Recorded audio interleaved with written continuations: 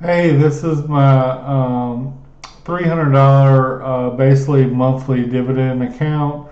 My goal for this account is to put $5 a day. 5 times 7 is 35. So if you put $5 a day, 365 days a year, um, I don't know exactly off the top of my head, but it's more than $3,000 or somewhere around there. Especially if you're getting 10% return on your money. Um, Now I'm not putting and buying stuff every day. I'm just buying once a week. But the way M1 Finance works is the auto invest will automatically buy um, once you have $25. And so if I'm putting $35 a week, I will have enough to meet the threshold for auto invest. Plus, I'm getting dividends as well. It's not much, but it's at 17.56 right now. Once it gets to 25, I'll automatically invest. Um, like I said, I only put $300 in this account. At one point, it had 6,000. I had, sold whatever, restarted it, pulled money out, started with like $100, and then started adding a little bit every month. But like I said, I was in between jobs. I stopped briefly investing, and hopefully next week I will be back in action, and I can, like I said, if I can do 250 a week, $35 in this account, and then the rest in a Roth IRA. I think that's a good start. Um, at one point, I was doing, that plus another 500 a week into a taxable account with another brokerage. Um, but like I said, you losing a job for a couple months, it kind of sets you back, and you kind of got to rebuild. And I had blown through quite a bit of savings that I had, so got to rebuild a little bit and get that emergency fund back up to a comfortable level and start reinvesting again. But yeah, anyway, I got 12 positions here. I got 10% in Maine and 10% in SJT. And all the other ones I got 8%. Most of these are oil trust, oil and gas. QYLD is cover call NASDAQ, cover call ETF, JP Morgan, Equity Premium Income Fund, RYLD, Russell 200, cover call ETN. I think I keep saying ETF, but I think it's actually ETN. XYLD is the S&P 500 cover call of the S&P 500 index. The beauty of it is you still own the underlying asset. You're just getting a premium on when they write the cover calls. CLM is a managed fund that has actually got killed the last couple of years. It was I don't know, $20 down to 7 maybe. I don't know. I think I started buying it maybe around 12, 10 or 12 maybe. I can't remember, but I'm not doing too well on that one. But the dividend is still very high. Another oil trust. This one used to be a monthly payer. That's no longer. Maybe I should take it out of the monthly payer ones, but I like the company, so I just left it. Um,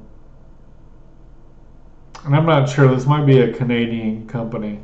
Um, this one, USOI, I had a large amount of money for me, a large amount in several accounts with this one and with the silver one. And these two were actually a big position, at least $2,500 a piece in my Roth, and probably another $2,000 another taxable account. But this one alone was yielding me a lot of times $100 a month in passive income. I bought this when, and USO is the underlying asset that they're basically doing this cover call on. USOI after the pandemic was around 20. Well, before the pandemic was around $20 a share, and it had fallen from 20 to 5. So that's a 75% decrease. So I bought it at 5, and it had a crazy yield. I want to say the yield was 30%. It might even have been higher. 30% yield. It just it's never recovered. So, and in fact, it's even gone down more, I think. But with the dividend, it's so good. I mean, 30% on your money. But what I'm worried about is I believe there was something where another company had bought them out. Credit Suisse or Credit Suisse or something, is the in charge of both these funds, and they had been bought out by another company. So I don't know if they're going to keep these intact, they're going to change them. I really don't know. So because of that unknown, that's why I wanted to get out. And the silver one, of course, silver doesn't produce anything, but I think silver is supposed to be a lot higher than it is. It should probably be a 13th of whatever gold is, and I believe that gold should be 1,300 an ounce, going back to the days of Christ. But so I think gold is overvalued, and I think silver is undervalued right now. But that said, like I said, I sold probably 5,000 a piece of each of these. I got out of those, but I kept this one. At some point in the future, if maybe USOI goes up 75% to pre-pandemic levels, I don't know. But they had done a reverse split, and I think it shot it up to somewhere like $100 a share or something, just by the reverse split. But it's still down quite significantly. But anyway, these are all monthly payers except for this one. I got 12 positions. That way, if one or two go bankrupt or whatever, it doesn't wipe the whole count. Real estate, I would say, is probably one of the safer things. This is oil, cover call,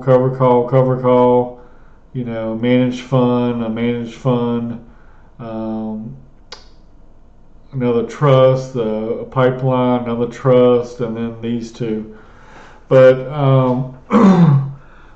I mean, there's like at least 60 monthly payers, not even including ETNs, ETFs, all that kind of stuff. So these are just the ones that I had narrowed down to. I mean, I had a list of probably 50, and then just narrowed it down to whatever I thought that was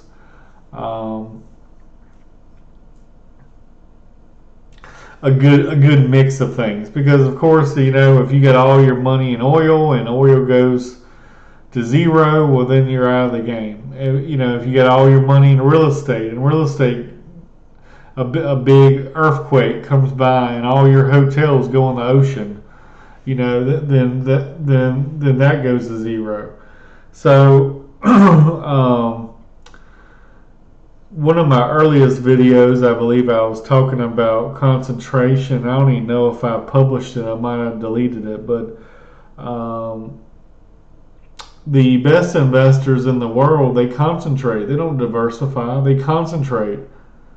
Warren Buffett has all his money in one stock, Berkshire Hathaway.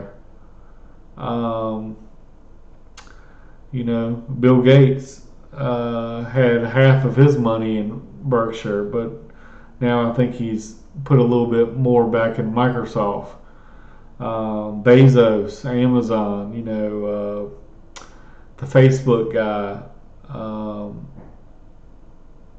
all the billionaires made from Walmart. They concentrated. They had all their money in their one company. So you don't have to diversify to be very wealthy in this country. All you need to be is right on one company throughout a lifetime. But the common theory now is, you got to diversify. You need 2 from the manufacturing sector, and you need 2 from the banks, and you need 2 from the materials, and and you need some overseas, and you need some bonds. And if you just pick 5 or 6 good American companies and hold them for 40 years, I think you'll do pretty well. I personally think most of the U.S. is still overvalued, so I find better deals usually elsewhere, but that's not to say I'm anti-U.S. or anything like that.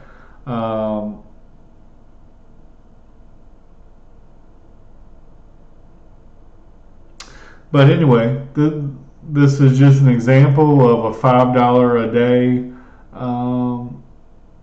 $300 account portfolio. I never have to do anything with it. Basically, once I turn the auto invest, once I start adding the $35 a week again, once a week, I'll pick the day, whether it be Monday, Tuesday, Wednesday, Thursday, Friday, every week at whatever time, 9:30, whatever. It'll just automatically invest $35 into all these companies, and I think almost every single one of these, except for maybe Maine, which is probably getting 5.7%, is probably over 10% return. Like I said, this one was probably closer to 30, but anyway, thank you.